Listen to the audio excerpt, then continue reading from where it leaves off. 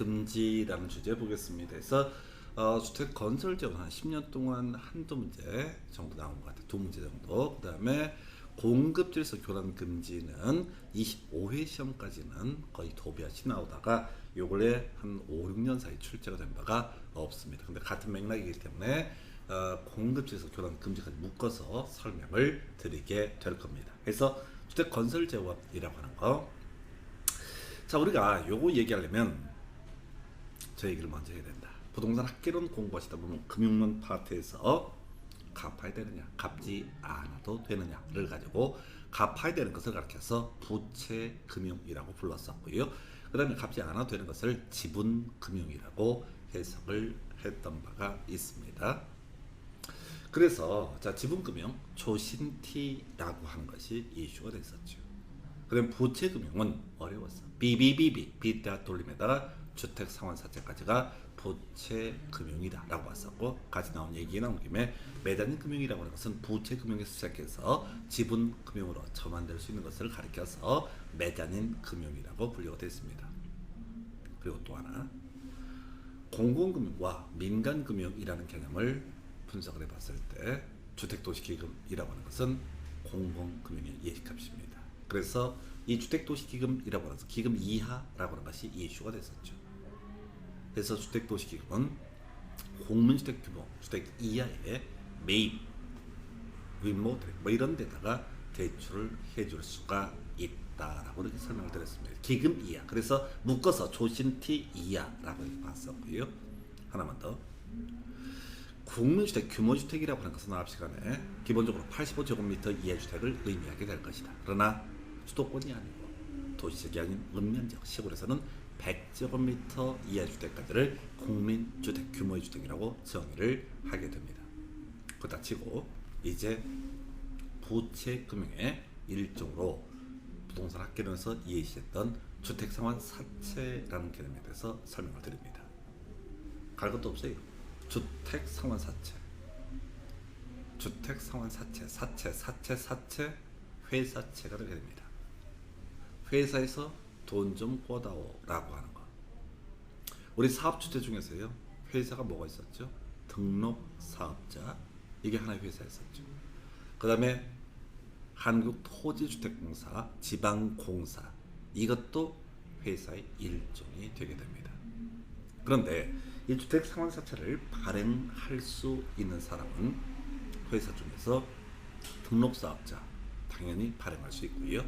또 하나가 뭐가 있냐면 한국토지주택공사가 발행할 수 있습니다. 물론 이제 공법에서 그렇게 디테일하게 장난치지는 않는데 지방공사는 주택상환사채 발행할 수 없습니다. 자, 그래서 주택상환사채 발행이라고 하는 거 이건 뭐야? 돈을 꿔줘. 앞으로 주택으로 돌려줄게. 이런 식의 논리구조가 주택상환사채 발행이라는 개념이 되게 됩니다. 토지공사요, 등록사업자, 주택상환사채 발행할 수 있습니다. 중간에 구질구질한 얘기가 있어. 아무 의미 없어. 이 파트에서는 그저 등록사업자라고 하는 게 출제 포인트입니다. 등록사업자는 민간 건설회사를 의미합니다. 연간 단독주택 20호 이상 또는 도시형 생활주택 30세대 이상의 주택 건설 사업을 하고자 할 때 미리 국토교통부장관에 등록을 해야 된다라고 해서 그렇게 해서 등록을 했던 집장사업자들, 이 사람을 우리는 등록사업자로 부릅니다. 이 사람을 우리는 믿을 수가 없습니다. 토지공사는 공적인 주체, 나름대로 공적인 주체니까 믿을 수 있어. 그러니까 토지공사가 주택상환사를 발행을 하고 말고 이런 것들은 전혀 쟁점이 안 돼. 그런데 등록사업자, 얘가 회사채를 발행하고 돈을 꾼 다음에 나중에 주택을 안 주면 어떻게 되느냐, 이런 게 문제가 되는 거죠. 그래서 첫 번째 출제 포인트, 등록사업자가요, 주택상환사를 발행하기 위해서는 금융기관 등의 보증이라고 하는 것을 받아야만이 회사채, 주택상환사채를 발행을 할 수 있습니다. 따라서 토지공사는 보증을 요하지 않는다. 어제 나왔던 논리구조는 똑같아. 앞에서 이제 몇 개 얘기했었죠. 국토기획법에서 이행보증이라는 것이 두 군데에서 나왔습니다. 믿을 수 있는 토지공사 이런 애들, 지자체는 이행보증금을 예치하지 않는다, 이런 개념들 나올 테고요. 도시개발법에서 수용 방식에 따른 도시개발 사업에 있어서 믿을 수 있는 자, 지자체, 공사, 이런 애들은요, 토지 상환 채권이라는 것을 발행하면서 보증을 받을 필요가 없다. 그러나 믿을 수 없는 토지 소유자인 시행자가 토지 상환 채권을 발행하기 위해서는 이때는 보증이라는 것을 받아야 한다. 이렇게 갔습니다. 그러니까 이 주택상환사채 제도의 전반을 다 묶어서 봤을 때 포인트가 되는 게 보증이라고 하는 게 하나의 포인트가 되는 거예요. 그럼 이 문제가 나왔으면 그 다음에 나왔던 것이 뭐냐? 바로 등록 말소의 문제. 앞에서 우리가 주택건설 사업자 등록 말소라든가 혹은 주택조합의 설립과 취소라고 하는 것, 사업계획 승인 취소랑 리모델링 허가의 취소 등은 청문이라는 과정을 거친다고 했습니다. 청문이라는 과정을 거쳐서 등록사업자의 등록이 말소가 됐다 하십시다. 그럼 문제가 터져요. 등록사업자는 지금 돈 받아가지고 그 돈을 가지고 집을 지어서 사채를 매입한 사람들에게 주택을 돌려줘야 될 의무를 지게 됩니다. 그런데 인간의 믿음이 가지 않아서 등록사업자의 경우 보증 받아서만 뭘 할 수 있다? 주택상환사채를 발행할 수 있다고 했어요.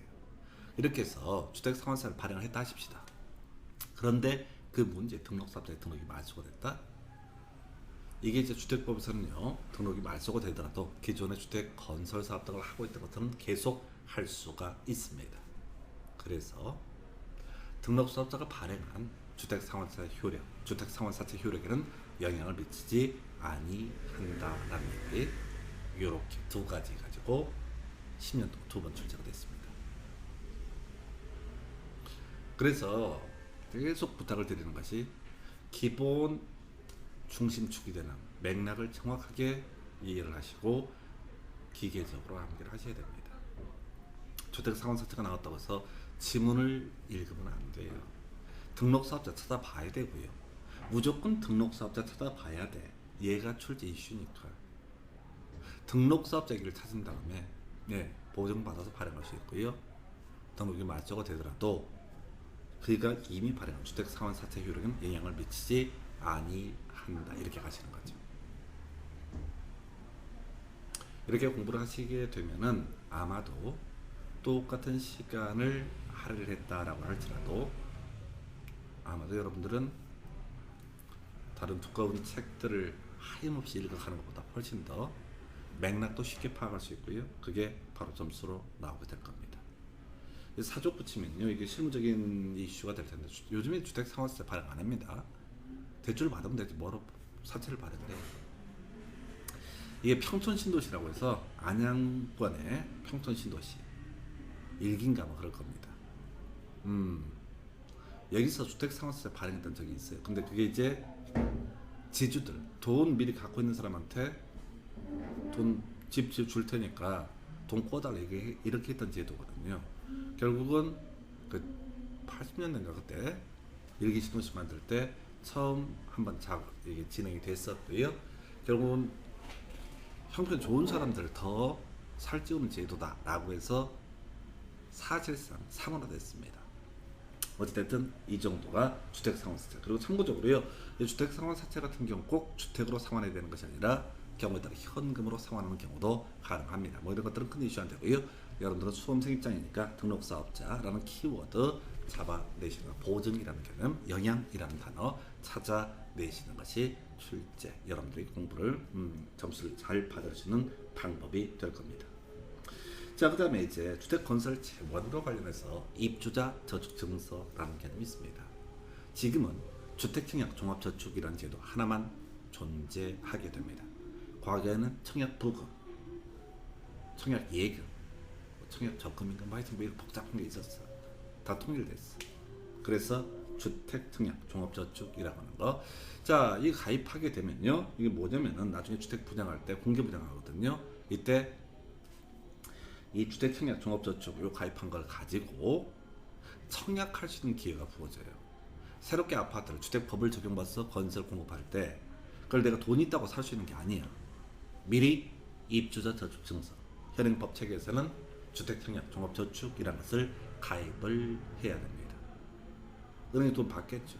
그 돈이 어디 들어가냐면 우리 시험과는 좀 거리가 있는데 주택 도시 기금 이런데 이 받은 돈을 다 은행에서 집어넣습니다. 그래서 이걸 가지고 기금 이하라고 해서 국민주택 규모 이하의 주택에 건설에 대출해 줄 수 있고 매입에 임대차에 대출을 해줄 수가 있게 됩니다. 입주자 저축 증서라고 하는 거 한 사람도 하나밖에 가입 못해요. 그래서 명의 변경, 상속을 제외하고는 기본적으로 허용되지 않습니다. 이런 것들은 읽어봐봤자 생활을 못하게 한대요. 지금 제가 앞 시간에 공부했던 것이 주택조합제도라고 하는 거 일반적인 뉘앙스에서 내 집 마련할 수 있는 기회였었죠. 주택상환사채도 돈 있는 분이 한국토지주택공사 돈 등록사업자가 야 돈 좀 꿔줘 앞으로 주택을 줄게 이거 돈 구워주고 사채를 받게 되면 앞으로 내 집 마련할 수 있는 기회가 부여됩니다. 우리 시험은 거의 구성이 안 되지만 입주자 저축증서 이것도 결국 내 집 마련의 꿈을 실현하기 위한 그런 수단입니다. 세 가지 주택조합원의 지위, 주택상환사채, 입주자 저축증서 요 세 가지 제도는 주택법에서 내 집 마련의 꿈을 실현케 하기 위한 그런 법 제도에 해당이 되게 됩니다. 어쩌라고? 예, 공급질서 교란 금지라는 개념과 연계가 되게 됩니다. 주택법에서는 이미 지적한 것처럼 주택조합원의 지위, 입주자 저축증서, 주택상환사채 당신 집을 마련하시오 라고 이렇게 뭐랬어? 기회를 부여한 거죠.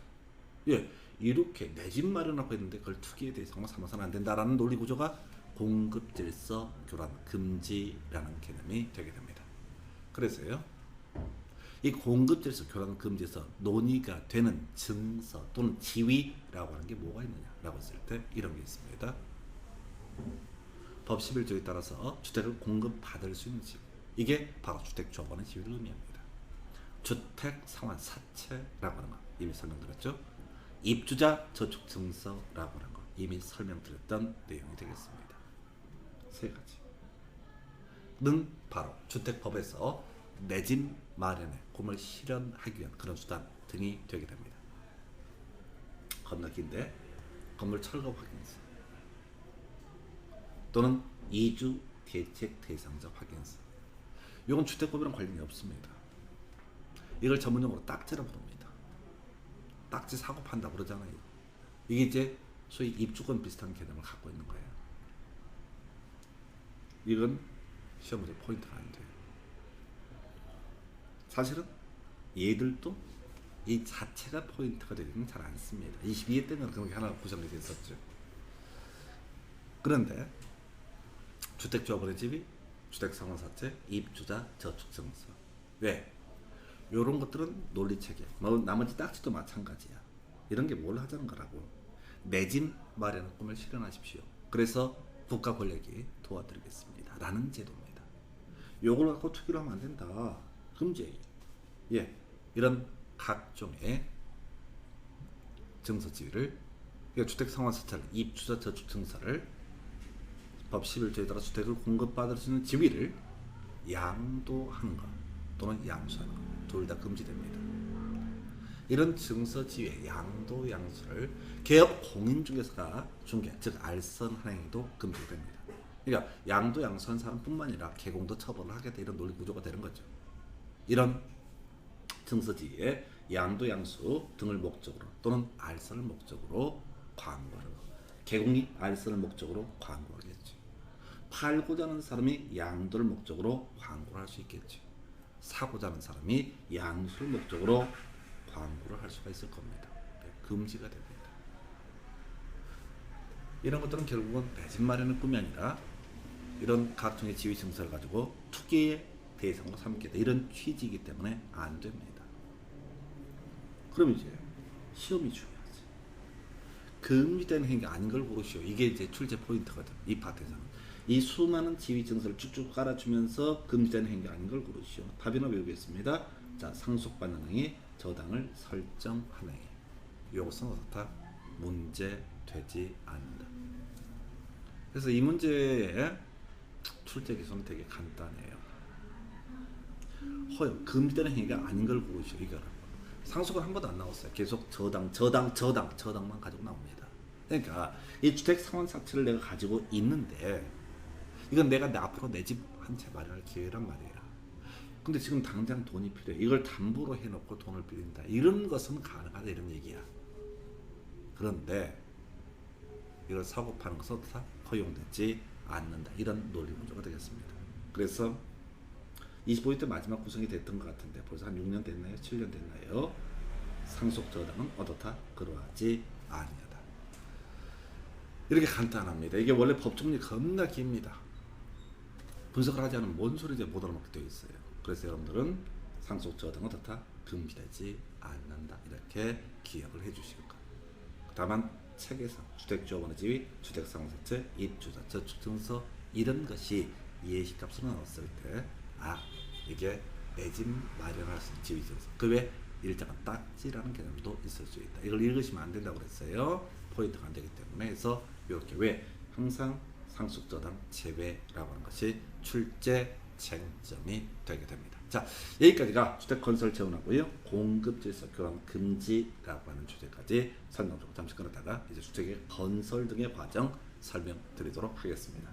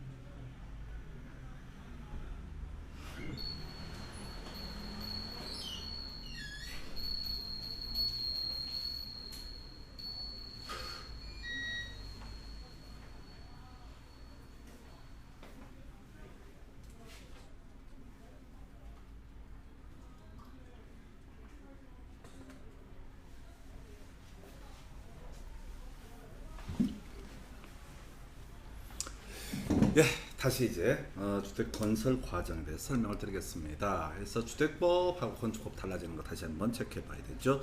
이 건축법에서는 건축주라고 하는 사람이 건축허가 받아서 마지막 사용 승인이라는 과정을 거쳐서 건물을 완성을 할 수 있습니다. 주택법은 주택을 건설해서 지가 쓰는 게 아니라 공급하기 위해서 만드는 법이고요. 자, 이 주택 건설의 주체를 가리켜서 주택 건설 사업의 주체, 줄여서 사업 주체라고 논의가 됐었고, 그 다음에 주택 건설 사업 계획 승인, 줄여서 사업 계획 승인이라고 하는 것. 마지막 단계 사용 검사라는 단계. 이렇게 되어 있었죠. 자, 그런데 앞에서 우리 사업 주체 중에서 그런 아이가 있었죠. 지역 주택주을 설립하기 위해서 필요했던 개념. 자, 토지 사용 승낙서 100분의 80 이상, 80% 이상만 확보를 하면 된다라고 했고, 토지 소유권 15% 이상 확보를 해야 되고요. 시군구청장한테 인가라는 것을 받아야 된다. 이런 식으로 논의가 됐어요. 자, 거기서 포인트는 80% 이상의 사용 승낙서라고 하는 거. 자, 지금 우리가 주택 건설 사업을 하기 위해서는 사업계획 승인이라는 것을 받아야 되는데, 이게 남의 땅에다 아파트 지을 수 있느냐가 문제가 됩니다. 예, 어떤 대지가 이만큼 있다고 했을 때 이 중에 80% 이상만 확보를 하게 되면 나머지 묶어서 전체를 다 사업계획 승인을 받아낼 수가 있습니다. 이거는 일부 토지에 대해서 사용 권역을 확보하지 못하더라도 사업계획 승인을 받을 수가 있다. 근데 문제가 터졌어. 사업계획 승인을 받았다라고 전제를 했을 때 그럼 남의 땅에다 아파트를 지을 수 있느냐, 이게 이제 문제가 되는 거지. 안 되죠. 남의 땅에다가 안 돼요. 그런데 우리가 이제 공익사업 등에 관련해서는 수용이라는 개념이 있습니다. 도를 만들고자 한다. 이런 공익사업 시행자가 토지 소유자가 싫다고 해도 강제로 땅을 뺏는 것을 수용, 우리 민법상 공용징수라는 용어를 썼었죠. 이에 대응해서 수용하기 앞서서 하는 것이 협의 매수라는 개념이 있게 됩니다. 이 공익사업에서 토지 소유권 확보 방법이에요. 자, 그런데 앞에서 그런 얘기 했었죠. 리모델링 계획에 찬성하지 않는 자에 대해서 매도 청구를 할 수 있다라는 개념이 있었습니다. 이것은 법령에 따라 강제로 땅을 뺏는 것이 아니라, 재산권을 박탈하는 것이 아니라, 보상금 주면서 뺏어버리는 것이 아니라 법원의 판사가 야 팔아 라고 시키면 의무적으로 팔아야 되는 것을 소위 매도 청구 제도로 부릅니다. 이런 경우에 80% 이상을 확보를 했습니다. 그런데 여기에 토지 소유권을 넘기지 않는 사람이 있습니다. 이때 이 사람들에게 일정한 요건 하에서 강제로 팔게 하는 것을 매도 청구라고 부르게 됩니다. 한편 매도 청구가 안 되면 협의에 의한 매수라고 하는 것. 얘기가 잘 되면 협의 매수고, 얘기 안 되면 강제로 팔게 하는 제도를 매도 청구. 이게 기본 논리가 잡혀 있어야 돼. 자, 요즘에 좀 출제비도 떨어졌는데 사업계획 승인 전에, 사업계획 승인 있고 나서 매도 청구라는 제도가 있습니다. 내용 볼까요? 먼저 엄청 깁니다. 예전에 이제 95% 이상이라는 게 제일 중요하죠. 그 다음에 이제 95% 미만, 두 가지 경우의 수를 두게 됩니다. 와우, 글씨가 엄청납니다. 자, 지금 아파트 건설 부지 중에서 80% 이상이라고 하는 개념 두 가지로 대비를 봅니다. 95% 이상도 80% 이상이죠. 80% 이상, 95% 미만도 80% 이상에 해당이 되게 됩니다. 두 가지 경우수로 나눠져요. 전부에 대해서 사업계획 승인을 받았습니다. 그런데 남는 땅이 해석상 5% 미만이냐 5% 이상이냐가 문제가 됩니다. 만약에 이 80% 이상이 95% 이상에 해당이 된다 하십시다. 사업 주체가 토지 중에서, 아파트 건설 부지 중에서 95% 이상의 사용 권원을 확보를 했습니다. 그럼 나머지 5% 미만이 되는 거죠. 이 사람들한테 모든 소유자에 대해서 매도 청구를 할 수가 있습니다. 전문용어로 알박기로 보는 거죠. 다 동의인데 들어누워서 나는 못 팔겠다 라고는 알박기로 보는 겁니다. 그래서 95% 이상 사용권을 확보했을 때는 대지 모든 소유자에 대해서 매도 청구를 할 수 있습니다. 그러면 95% 미만의 경우는 어떻게 해석을 하게 되는 거냐? 10년 이전에 보유하고 있던 데를 제외한 자에 대해서 매도 청구를 할 수 있다라고 되어 있습니다. 그러면 아시겠지? 10년 이상을 보유했던 사람은 매도 청구의 대상이 안 됩니다. 10년 미만 보유한 사람은 매도 청구의 대상이 되게 됩니다. 그래서 10년 미만 보유한 사람이 있다. 그러면 그 사람한테는 법원의 판사한테 끌고 가서 강제로 팔게 할 수가 있습니다. 그러나 10년 이상 보유한 사람에 대해서는 매도 청구가 인정되지 않습니다. 그럼 10년 이상 보유한 사람은 어떻게 해야 되느냐? 협의 매수밖에 없습니다.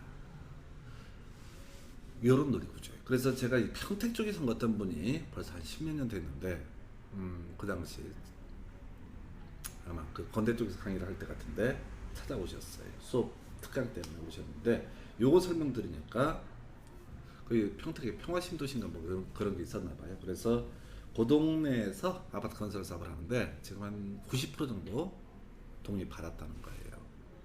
그래서 자기하고 몇 사람 합치면 6% 된다 이거예요. 예, 버티시면 됩니다. 10년 이상 보유했던 분들이기 때문에 이분들 같은 경우는 6%라고 전제했을 때 95% 미만에 해당이 되잖아요. 그러면 이제 전문용어로 알박기 비슷하게 할 수 있습니다. 물론 이 알박기 문제는요, 우리 민법 104조 불공정한 법률행위와 같이 연계가 됩니다. 만약에 시가가 평당 100만 원이다. 근데 평당 1000만 원 받았다 라고 하면 이건 민법 104조 위반 불공정한 법률행위로 걸릴 가능성이 높습니다. 그러면은 피해를 입은 사람 부당이득 반환 청구할 수 있고요, 폭리를 취하는 사람 다 토해내야 됩니다. 만 1000만 원에 받았다. 그러면 이제 이게 무효인 법률행위에 유용이라는 개념과 연계가 되긴 하는데, 일단은 이렇게 알박기 함부로 하게 되면요, 형사상 처벌을 받는 건 별개의 문제로 민사적으로도 문제가 될 수가 있습니다. 자, 사안 정리합니다. 사업계획 승인 받았습니다. 예, 80% 이상 확보했고요. 80% 이상의 의미가 95% 이상을 확보했을 때 모든 대지 소유자에게 매도 청구할 수 있고요. 이때 매도 청구를 할 때는 시가를 기준으로 판단합니다. 다만 95% 미만일 때는 10년 이상 보유한 사람을 제외한 사람에 대해서만 매도 청구를 할 수 있고, 10년 이상 보유한 사람에 대해서는 이때는 협의한 매수밖에 방법이 없습니다. 그래서 우리 동네가 내가 땅을 가지고 있는데 아파트 건설업자가 한 90% 확보했다. 그럼 나는 6% 지분만 무조건 확보하면 돼. 물론 10년 이상 보유했다는 전제에서. 그러면 아파트 짓는데 내 땅 PS 질 수는 없잖아요. 물론 그런 경우도 있습니다. 화성시 쪽에 가면 그런 아파트가 있어요. 좀 시끄러웠던 사건인데, 아파트 창문을 확 열지 않습니까? 그러면 바로 아파트 중앙공원 파트에 묘지, 봉분이 있습니다. 그게 뭐냐면 10년 이상 보유했던 그런 케이스에 걸리게 되는 거고요. 매도 청구를 할 수 없어요. 그럼 협의해서 매수해야 되는데 부르는 게 값이야. 그래서 건설사에서 안 사버렸어. 그래서 아파트 중앙광장 제일 좋은 자리에 묘지가 딱 들어누워 있어. 뭐 이런 경우도 있다고 합니다. 그래서 자, 하여튼 이게 사업계획 승인 후 사용검사라는 개념이 되게 됩니다. 자, 근데 조금 이제 어려워지는 얘기인데 이걸 한참 이슈가 되고 있죠. 사용검사 후 매도 청구라는 개념이 있게 됩니다. 이게 뭐냐면은 아파트를 건설을 했습니다.